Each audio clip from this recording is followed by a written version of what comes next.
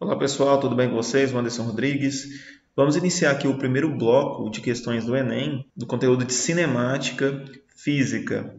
Se você é novo por aqui, nós vamos postar todos os dias questões de matemática e física. Então vamos lá, primeira questão, questão do Exame Nacional do Ensino Médio INEP Enem 2016, primeira aplicação. Dois veículos que trafegam com velocidade constante em uma estrada na mesma direção e sentido devem manter entre si uma distância mínima.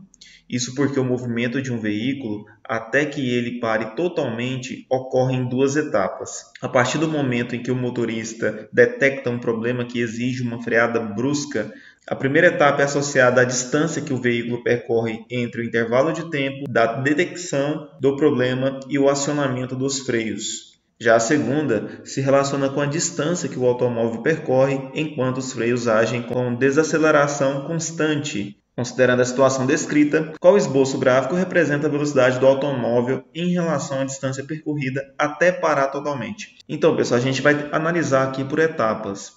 Então, a primeira etapa é associada à distância que o veículo percorre entre o intervalo de tempo da detecção do problema e do acionamento dos freios. Então, o motorista identificou o problema, então, até acionar os freios, ele está numa velocidade, nesse caso, constante. Se a velocidade ela é constante, ela não tem aceleração nesse momento. Então, o gráfico aqui para a primeira etapa, pessoal, o primeiro gráfico aqui, você percebe que antes mesmo dele acionar os freios, o veículo está numa velocidade constante. Então, passa um intervalo de tempo aqui, o veículo está na velocidade constante, até ele pisar no freio, ele vai percorrer uma distância. Então, a primeira etapa desse gráfico ele tem uma característica desta forma, onde a velocidade é constante e a posição aumenta com o passar do tempo. Perfeito? Agora vamos para analisar a segunda etapa. Então, a segunda etapa, pessoal, ele já relaciona com a distância que o automóvel percorre enquanto os freios agem. Então, a segunda etapa, pessoal, como descrito aqui, os freios já começam a agir. E como a gente pode perceber, há um movimento retardado, há uma desaceleração. Então, dessa forma, a gente, como está relacionando o gráfico aqui, é da velocidade pela distância, pela distância S, vou chamar de S. Então, nós adotamos a equação de Torricelli.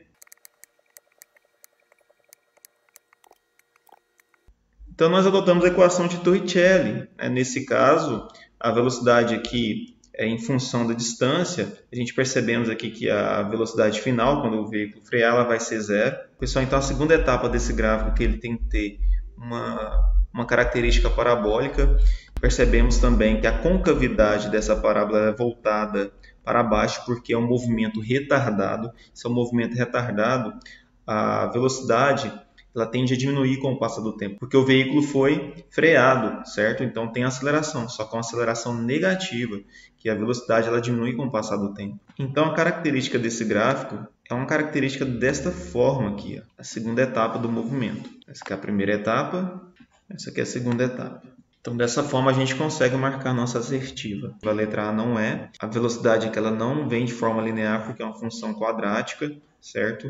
Aqui também não pode ser. Essa primeira etapa aqui da B está ok, né? Tá certo, só que ela aqui também não é uma parábola, na segunda etapa, tá? Aquela totalmente parabólica não é, porque a gente percebe que no início, aqui na primeira detecção, a velocidade é constante. Aqui também está totalmente equivocado, né, a questão E, porque o veículo ele não começa acelerando. E a que nós temos aqui é a questão D, a nossa assertiva aqui é a questão D, tá? Pessoal, então as competências que nós temos que ter para resolver essa questão é a análise de gráfico, mesmo de função de segundo grau, função de primeiro grau, entender os conceitos aí dos gráficos das velocidades, gráficos tanto do movimento uniforme quanto do movimento uniformemente variado, para que a gente possa ter um bom empenho nessa questão. Tudo bem? Vamos para a próxima questão.